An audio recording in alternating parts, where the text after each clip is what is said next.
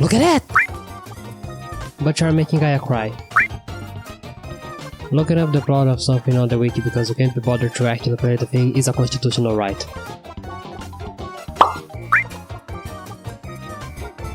Ezo is being celebrated for his pinkiness. No, that's Ado, not Adu. Give me more kib, you c***.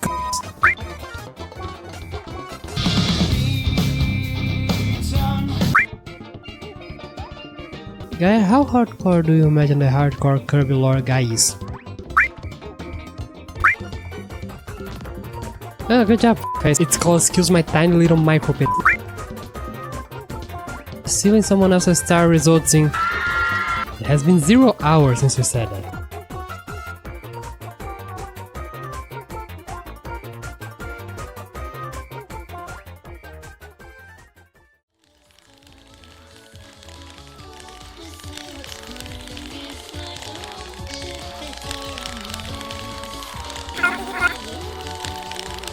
If it is those bastards from the Holy City again, it's okay.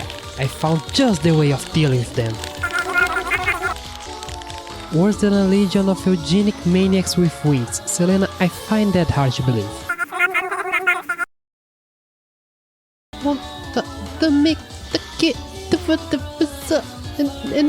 This is why this bloody company only has $7 on the bank.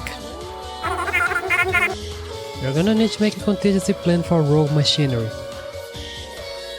How the fuck are we... Gaia? Damn, nice hat. Sup everybody, how y'all doing? As you can see, we have a tiny little problem with a robot. And the only person I know that can deal with it is this tiny little guy, and he's the cutest, Mega Man.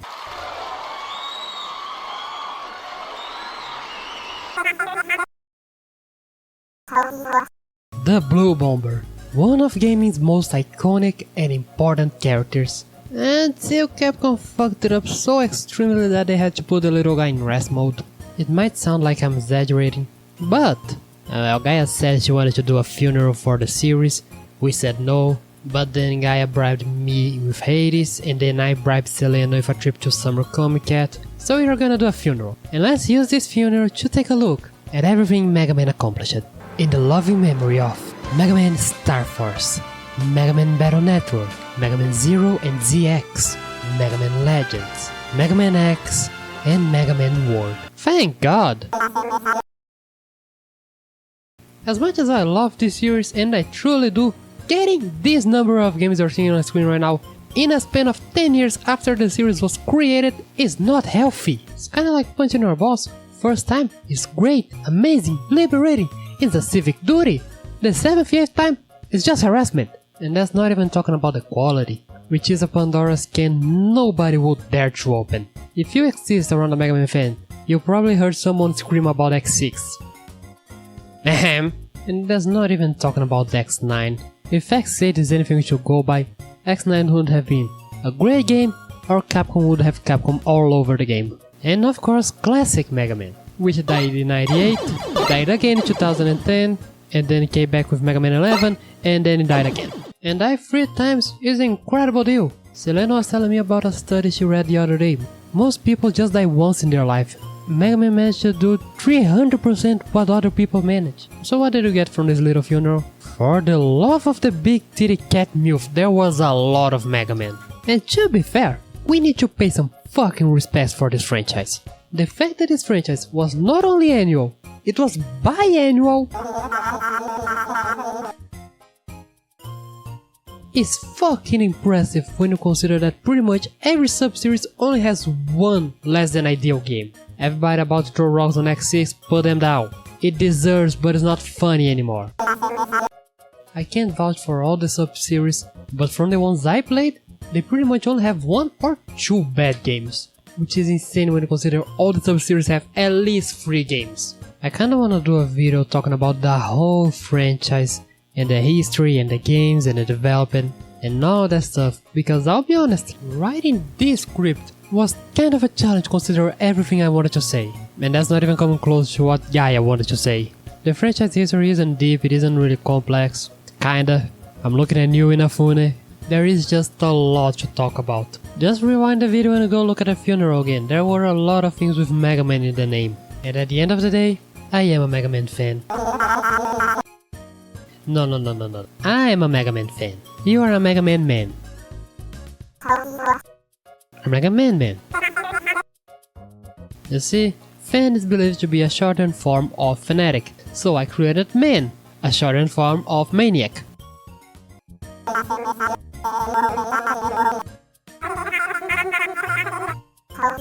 I'll try my best to keep this whole thing simple, cause I can't talk a lot about it. So for now, let's go back to the main topic. At the time, back in the 90s, Mega Man was one of Capcom's most important IPs, and that's not even up for debate. It spawned 6 games on the NES alone. How many games do you have on the NES, huh? Wait, I don't have a game on the NES. Selena! Alright, anyway, that is a lot of man, of boy, of robot.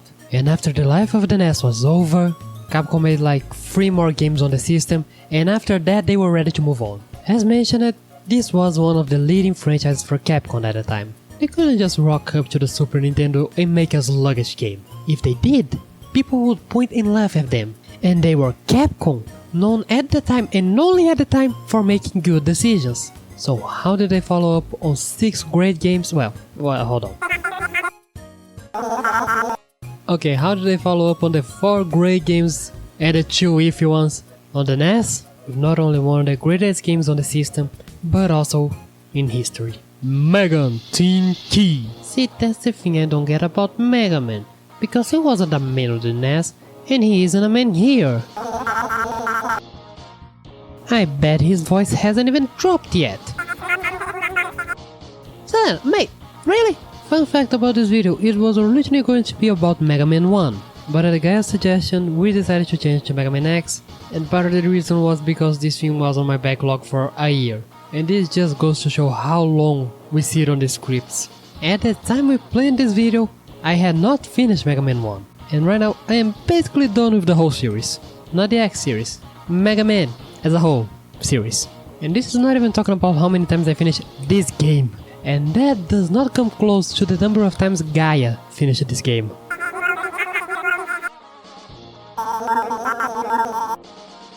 Okay, then let me ask my question. Why?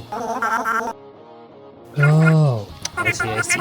So let's dive into Mega Man X. Did you write this because of Mega Man X dive? You tried to make this pun. Also, if you want more proof of how old the script is, I still have this silly little dialogue over here that's supposed to be when we were using new costumes every video. So what's the story here? Why is the little blue guy fighting a guy who's tall, bald and evil? Well, that is probably because there is a large number of evil and bald men who need to be fought. Walk down the street for half an hour, I guarantee you can find at least 3. But the actual story here... Gaia, do you know it? Listen, I'm not entirely sure I know everything about the story, but here is the basics. This is X, technically the youngest brother of Dr. Light's family. God, what I wouldn't give to see this family photo. Many years after, at this point in time Mega Man 11, Dr. Light created a robot that had free will. Isn't a robot with free will just a human in a metallic body?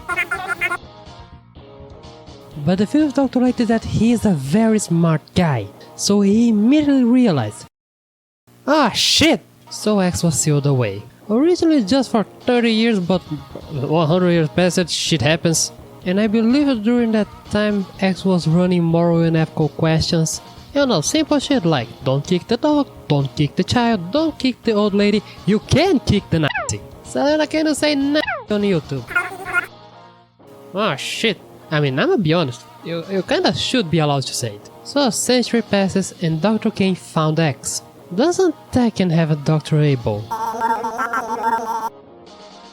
And this is also the perfect time to introduce our idea, Namco vs Capcom. If you're not gonna do a Marvel vs Capcom, please do a Namco vs Capcom. I know, Selena. Kane was so impressed with X that he made the Reploids, which is just a fancy name for robots with free will. But nothing is perfect in this world, and free will can lead to horrible things. For example, and see a disaster. Reploids that commit crime go insane and things of the such are labeled as mavericks. Be honest, did you know maverick was a real word? It's just like Ubers. It might be a real word, but everybody just thinks about Pokemon when they hear it. Because of this, the Maverick Hunters are born, led by none other than Dr. King's greatest creation, Smegma. Curious little name choice. Personally, I would have named him Ligma, but alright. It's not my bold and evil robot, so who cares? And this is the basics of Mega Man X story. There are bad robots and there are good robots that don't want the bad robots to destroy everything. Quite simple, but we don't really need much more than that. In my short and modest opinion, I really like this story. I would ask for Gaia's short and modest opinion as well, but she couldn't keep it too short and modest. Also, I just realized we don't have a segment to talk about the story of this game specific. So turns out Magma was evil and... well, he wasn't actually evil, he just turned evil, but that's a spoiler for X4. I am the first person in the world to care about spoiling Mega Man's story, but I'm not gonna talk about this now. So let's just collectively imagine that one day Magma woke up and thought, man, Jeff Bezos is so cool, I should be like him. And now he's trying to destroy mankind. And while this mess is happening, X descends to the middle of the highway and now he's fighting robots, and that's when the game starts. And before I talk about the game properly, I want to talk about two things you meet at the end of the highway. One is this Kart, open parenthesis, unfriendly. Well, who cares, we're never gonna see him again. And this guy, the quote-unquote Reploid that was so popular, it spawned its own sub-series. Sadly, it spawned its own sub-series, I should say, because my god, 01. I don't want to remember 01. Yeah, and I don't want to remember the half an hour I had to play of 01. Also fun, and probably why not fact, Zero was supposed to be the protagonist here, the design at least. Inafune, aka man who designed Mega Man, wanted this guy to be X's design, but then Capcom said boop, so he adapted the design to be a side character. Thank god. Listen, I love Zero, Gaia loves Zero, Selena, do you love Zero? You do now. Everybody loves Zero. No matter the age, no matter the gender, sick looking robot with a sword and a ponytail. Fucking awesome! Zero does not work as a main character. I mean, he became the main character later, but he was born as a secondary character. So he just jumped, that's why he works there, but not here. This is just way too much for a main character. And this is coming from me, of all people. Too much, the character. The worst name for a Sonic OC, but alas. Like Mega Man look like this, and Zero look like this, you don't make this jump. Zero just fits way better as a Lancer. And with all of that introduction out of the way, it's gameplay time. It's Mega Man. Mega Man is, dare I say, one of the most video game ass fucking things in this world. Right next to Mario and to me Star Fox. This right here is the guy who jumps from left to right, and this is the guy that shoots from left to right. This is an actual 2D platformer. You run around and you gun around. Is Mega Man a run and gun? Selena, you're a smart little c***. Give us your opinion. I don't know, it's just when you think run and gun you think something like Metal Slug, you know? Oh, I see, I got it. We should talk about Metal Slug. Back to the main point, Mega Man is obscenely simple. I will talk about the copy ability later, but it's still very simple. But a little difference from this game to the classic series is your ability to dash. See, that's what I was scared of. This is just going to be another Shadow of the Colossus. Mate, I never said I didn't do this as well. As far as I know, this happens to separate Mega Man X from classic Mega Man. I mean, sure, you could slide, but this is way better. And you can also wall jump on the same wall. Gaia? Selena? Well, shit. Okay, so nobody here is entirely sure how this works, so let's not question it. But wall jumping like this is a great addition for the verticality of the stage, be it something present on the actual design of the stage, or to find secrets, more on that later. And another little important factor of the wall jump is how it makes the game flow, which I will use as a segment to talk about the difference from classic Mega Man to Mega Man X. Because to me, the greatest difference between these two is platforming, which is why I think Gaia likes it so much. Classic Mega Man is really fucking platforming heavy. There is a lot of shooting around, but there is a lot of jumping around while shooting people, shooting around while jumping, shitload of platforms, shitload of platforms that do different shit. It is, and honestly to God, platformer. And X has platforms, and that's as far as it goes. The only time I remember platforming around on top of a bottomless pit is on the final level. That's the difference. Instead of platforming, X goes way harder on combat and movement. Your movement here is far superior when compared to the classic games. Feels like the game is trying to dig out the speedrunning instinct deep inside within your soul. Which is fun because the franchise got even faster with the Zero games. But by giving the player more movement options, you're also free to make the game itself faster and more chaotic. People that are used to playing Mega Man X are dashing, charging, jumping and shooting all at the same time. It's magical, looks like a dance. Can't even remember when was the last time I saw X walk in Cycle. And all of that also applies to the bosses. Back in classic Mega Man, well, they're gonna jump, they're gonna shoot at you, and from time to time a boss will come and punch you in the face. And here, there's a goddamn armadillo shooting itself at my general direction at 300 mph. It's amazing! See, this is the type of shit we were getting when processing power increased in consoles back in the day. Nowadays we're just getting twice as many particles that nobody cares about and overpriced games. The bottom line here is that these two are very different series.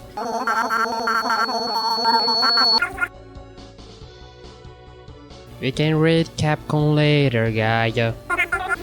However, Gaia is right, for once. Broken Clock is only broken 1438 times a day. These two are very different and can stand on their own while being completely different things. However, X is superior in every conceivable way. Wait, did I write this part? Well, I did just say. A clock is broken 1438 times a day. Still 1437 to go. Me, personally, don't really care. I'll play either one. Selena, what's the opposite of a picky bitch? And now, commercial breaks.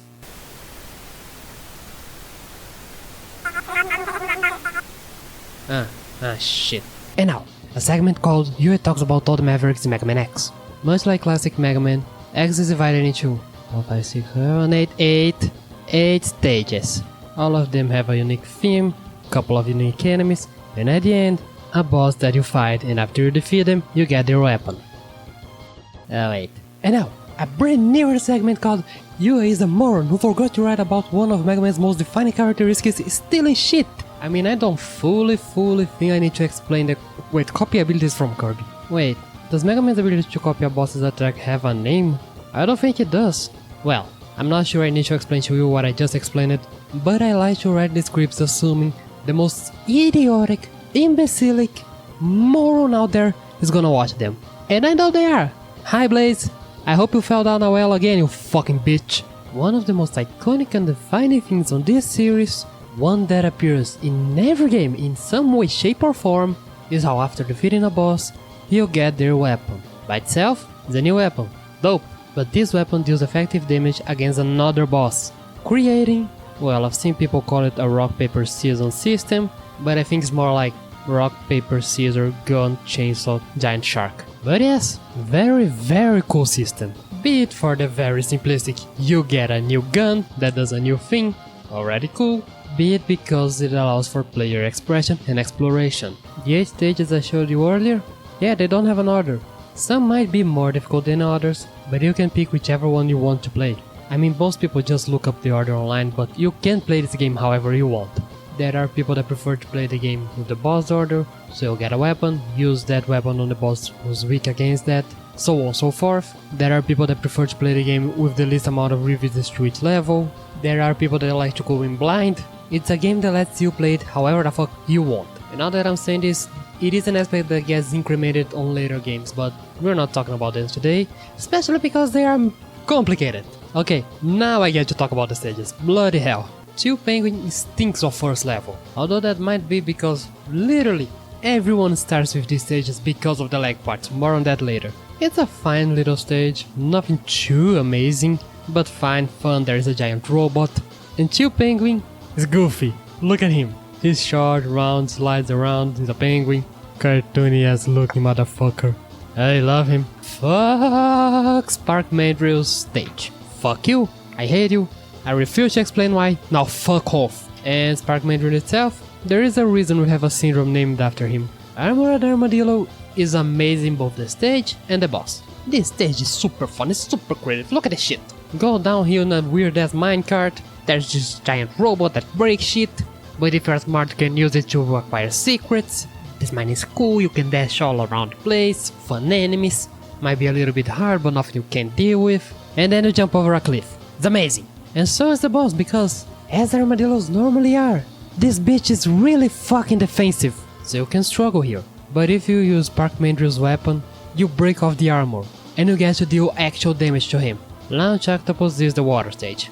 Ew, in terms of beating a water stage, it's actually better than most. It doesn't really reduce your speed, lets you jump really high, enemies are fun, you fight 2 dragons here. The stage is actually quite fun, probably to compensate for the boss being shit. I don't like this guy, he has way too many projectiles, and he has the boss does the same move that doesn't let you attack him while doing it syndrome. Well, he might be a letdown, but his weapons sure isn't. Wait, should I talk about the weapons? Okay, let me be done with this, then I talk about the weapons. But what also isn't a letdown is Boomer Gaia? Selena? Ah, fuck. Boomer Kawasaki. I mean, the boss fight can be easy as pie because of Launch Octopus' weapon, but I think this guy is cool. Look at him, he strikes a pose. And so is the stage. You're climbing a tower, things shooting at you, and then you go outside of the tower and then you have to climb that. It's dope. Man, vertical levels are dope, we need more of those. And I'm pretty sure this guy, whose name I cannot pronounce, is the only Maverick who kept his name from the original Japanese. Yet another cool weapon, let's go fight a fucking gecko. The only bad part about Sting Chameleon is the spikes on the roof. Aside from that, I think the boss is very fun, but it feels like he also suffers from Spark Mandrill syndrome. Actually, it feels like every boss in this game suffers from Spark Mandrill syndrome in different levels. But the stage is also cool, there's another ride armor, there is even a secret boss, and I swear, this thing looks like Kauro from Mega Man 7. Great stage. Simple, but with more than enough moments to bring up the experience. Storm Eagle is one of my favorite Mavericks in the series. He can be kinda annoying, sure, but he looks cool, and your fight happens on a flying blimp on the outside of a flying giant blimp. See, this is what video games really need, not 4K, not 100 and God knows how many FPS. We need to fight a robotic eagle on top of a blimp, it's simple as that. And the stage is no pushover either. It's full of jumps, full of platforms, full of secrets. Let's watch Gaia playing it. And see, amazing. It really makes you feel like you are high in the air fighting an eagle. Last and definitely least, Flame Mammoth. I don't like it very much. The stage is pretty decent fun, if a bit repetitive, and it's full of these guys, but nothing you can deal with. The fight's kinda boring, the boss is annoying, he spits some weird fucking shit at you, and he looks like the type of robot who doesn't wash his hands. And those were the Mavericks and their stages. The Mavericks are great, and so are the stages. And I'll come back to that in a little bit, let's talk weapons now. Shotgun Ice. On impact, it explodes, creating more shards and freezing enemies. I always wish it was a little bit bigger, with a little bit more shards, but it's a cool weapon. Electric Spark is to meet the upgrade to the Buster. I always wish it had a little bit more ammo, but it's bigger and it deals more damage, and it's fine. The Rolling Shield is a waste of a weapon because it disappears after hitting a single enemy. If this thing would just go on the ground demolishing everything, it would be amazing. Homing Torpedo is a homing torpedo. I rest my case. Enemy Chaser! Boomerang Cutter, I swear to God this is a reference to Cutman. Can be a little bit complicated to use, I wish the range was bigger, but it grabs the item for you. That's cool. Chameleon Sting, I'm just now realized Sting Chameleon gives you Chameleon Sting. That's not really creative, Capcom, come on. You are always fated for failure, huh? And speaking of failure, this weapon. I wish it would behave like Gemini's main laser, just bouncing around the place, hitting everything in the way. That would be way cooler. As it is, just kinda bad. Storm Tornado, I wish it was faster, I wish it had more range, but it's a fine weapon. And Fire Wave is a flamethrower. It ends a little bit too fast. I mean, it is a flamethrower. I kinda wish I could just hold it and burn everything in my way. Overall, a little bit of good ones, a little bit of bad ones, but I'm a believer that not every weapon in Mega Man is going to be a hit. You're gonna need like one or two that are actually very fun and the rest is gonna be there. And the Mavericks, dare I say, I think they are the stars of the show and better than the Robot Masters. But I'm not gonna start that fight now. Well, let's talk about other shit. Collectibles. This is one of the main changes from classic Mega Man 2X. First and foremost, this thing right here is not the level of Gaia's Eagle. It's your life. Quite small and miserable, right? Just like Gaia's Eagle. You can increase your life by finding the heart containers scattered around the stages. One of them in each level, 8 in total. And you also have access to the 4 sub-tanks. They work in a similar fashion to the E-tanks from classic Mega Man, but this time they are not a consumable. They are actual upgrades. You find them, you keep them, and you need to fill them. But they let you store health so you can use it later during a boss fight or during a difficult segment. Mostly boss fight, mostly Smegma. I really love these things. Having too much trouble with a boss? Get out, find a couple of hearts, find a sub-tank, then go back, beat their ass. Want a challenge? You can skip them. Doesn't like backtracking? Figure out the most effective way of getting everything. I don't know, some people got a kick out of it. The game handles this in an incredible way. It gives the player the sense of I am making my own rules here, which, to be fair, is part of the Mega Man essence. You decide the boss order, you decide if you're gonna just bust them down or use the special weapon. It's simple, but it gives the player agency, and it makes the game replayable, which is another plus on my book, this book right here. And I haven't even talked about the most important upgrade, the armor parts. See? This is X, but this is also X. What the fuck? Hidden around the stages, except for the leg parts, are the armor parts. Because Dr. Light's... well, I don't actually know why did he make these things. I mean, for a man who's always talking about ooh, humans and robots living in harmony, he sure as hell makes a lot of weapons. But to find the things, X get a new little something. Most importantly, the leg part that allows you to dash. One of the key elements in the sub-series, and technically you can get them last. Chest reduces damage, Buster gives you a new level to your charge shot. Look at this shit! And the helmet, well, this is a pattern that's gonna repeat for the rest of the X series. The helmet always does something different and is usually underwhelming. Here, you can break some blocks, but that's it, a waste of a helmet. Of course these things are great. Listen, it's very rare to have an upgrade that isn't cool. And although these are quite basic, the real value is setting up the stage for what's gonna come next. Also a little funny little something that I may or may not have forgotten to talk about. After you get the upgraded Buster, you get the ability to charge the special weapons for the first time in the series. And dare I say, it is another staple of the X games. And what do the special charge shots do? I'm not gonna tell, this video is over half an hour, find out for yourself. And when you get all this shit, you get the Hadouken. And I'm not even joking, you literally get the Hadouken from Street Fighter that can one-shot bosses. I love Street Fighter, it's one of my favorite fighting game franchises, only losing to the one that I talked about 3 episodes ago. And this thing is such a cool little reference. You're probably not gonna use it too much, you get this at the end of the game, you need to be at full health, and it's kinda hard to pull this off with a D-pad, but as a bonus, it's fucking sick! Hi, I had to come back here because Axel was pretty pissed off at me because I didn't talk about the music. But do I really need to talk about Mega Man's music? Mega Man is a franchise that is known for its great music. It's harder to find a Mega Man game that doesn't have a good soundtrack. And this game is no different. Soundtrack here is amazing. And my favorite song... Star Migo, fuck it, I don't know. Armored Armadillo is a close second.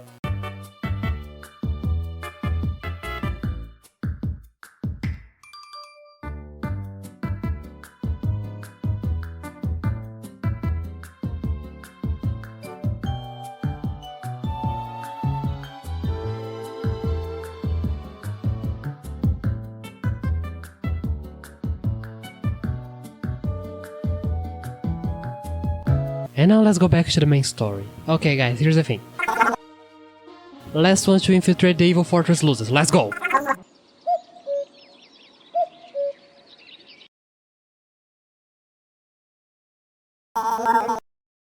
I was baited. He promised me Xenoblade Show. Well, what can I do? I won the game and I have no money. No. I'm sorry, okay? Ah, put a fucking sock on it, you did worst. No you're not, because if you do it, I'm gonna look like the Mortal Kombat character. So kick the shit out of Vile and 0 fucking dice. Oh, come on, we both know he does this 3 more times. And what follows is one of my favorite traditions in Mega Man, the 4 fortress stages and the boss rematches. Meaning, it's boss fight time, my favorite time of the day. People don't often like the boss rematches, but I'm not them, I like them. It goes in the book as well. And I like them especially in the X games because you are fully decked out here. You are unstoppable. You are a force of nature. You truly are one of the most dangerous things in the world. And on this game specifically, there is a cute little nod to the classic games because the bosses are in order, like the first Mega Man. That's a cute little reference. So after you kill basically a whole army by yourself, it's finally time to hit the final boss, the greatest of Dr. Kane's creation. It's Magma. Question. Since we have the Hadouken, can I just snap him in half? What the? Why not? But you said I could! Oh, come on, I already had a scene ready. Well, I wanted to spice things up a little bit, but it sounds like I can't. However, that does not change the fact that when it comes to fighting, I'll be bested by none. Let's dance! So you beat a dog, and then you beat a bald man, and then the bald man kills the wall, and then you beat that too. And then everything explodes, and X looks at the horizon. Mega Man X is great. It's amazing. 8 out of 8. Best thing on the Super Nintendo. Gaia, roll the applause. Thank you. I mean, the only real problem here is Launch Octopus, that guy sucks. Oh, the Hadouken is kinda dumb to get. Not to actually get, just making the capsule appears is kinda dumb. The sub-tank uses all the energy instead of just healing you for the amount that you need.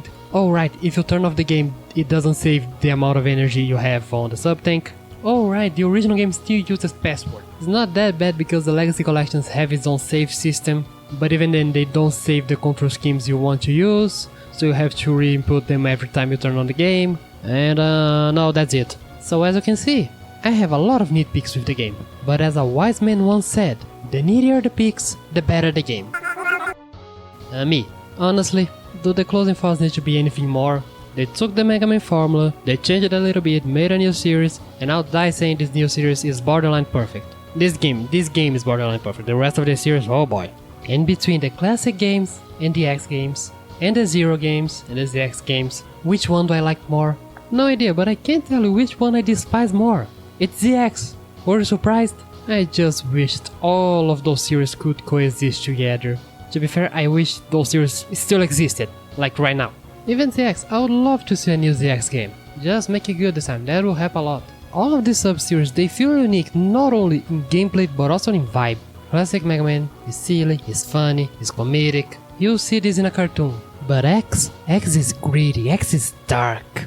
X has attitude, feels like an anime. Doesn't help that there is an anime that we're not talking about, Gaia.